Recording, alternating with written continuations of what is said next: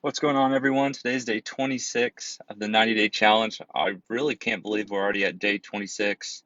I think it just goes to show what happens whenever you just start taking really small steps every single day, and before you know it, you're almost twice through the 30-day challenge, even though this isn't the 30-day challenge anymore. So really excited to continue, do the full 90 days. Definitely want to take a break after the 90 days, but again, say you're going to do something and stick with it.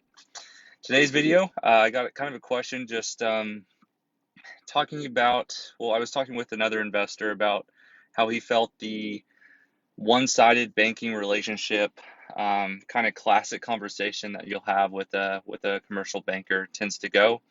And he was describing his relationship with his banker, and I kind of stopped him and said, "This is not a relationship you're in. This banker is just wanting you to do everything with them." And I'll explain a little bit more. So relationships with bankers, just to start off with, are incredibly important, and they can lead to, once you've done enough deals with somebody, to them giving you rates and terms that they wouldn't normally give, or maybe they can't give you a better rate, or better loan to value, but they might be able to close something a lot faster or push your stuff up as far as priority.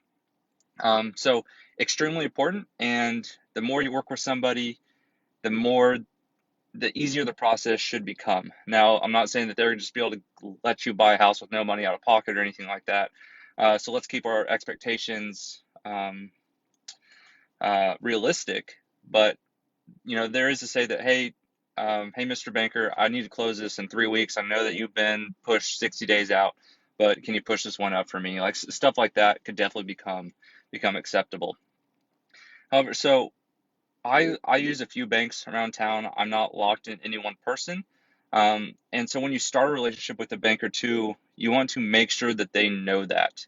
So I'll kind of backtrack. The conversation that my friend was talking to me about, who felt like his banking relationship was kind of one-sided, was an instance where he did his first few deals with this bank. Their rates were really competitive 2 years ago, but now they're not so competitive in the market. But this banker keeps harping on, he doesn't want him to go rate shop. So if he gets quoted a 5% rate with this bank and another bank will give him a 4.5, he doesn't want to feel like it's a transactional relationship where my friend is just going to go whoever has the lowest rate. And nobody wants to feel like that. But I think the easiest way to avoid that, the banker feeling like it is just transactional, and that my friend is just going to go to whoever has a lower rate, is again setting expectations up front. I mean, a banking relationship is the same as a relationship with any other partner, any other business partner, or any spouse, any friend. Anytime you do something, you need to set the relationships like concrete up front, and that way there isn't any misunderstandings. Um, an example that I do for this is when I'm calling around checking rates with other banks, like on a certain project. Like, I'm very upfront about, hey, I'm calling around.